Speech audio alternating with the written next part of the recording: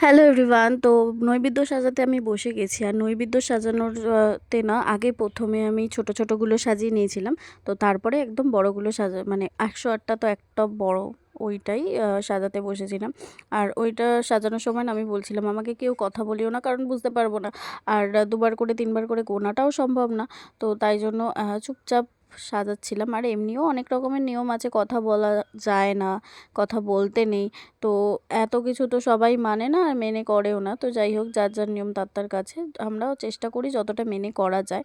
তো সাজিয়ে নিচ্ছিলাম। আর পুরো ধরে, ধরে তো ভিডিও দেখাতে পারছি না। কেটে, কেটে তাই জন্য তোমাদের সাথে ভিডিওগুলো শেয়ার করছি। পুরো ভিডিও করা হয়েছে, কিন্তু পুরো তো শেয়ার করাটা সম্ভব হচ্ছে না। তো তারপরে একটা করে আ বেদানা দিয়েছিলাম চালের ওপরে।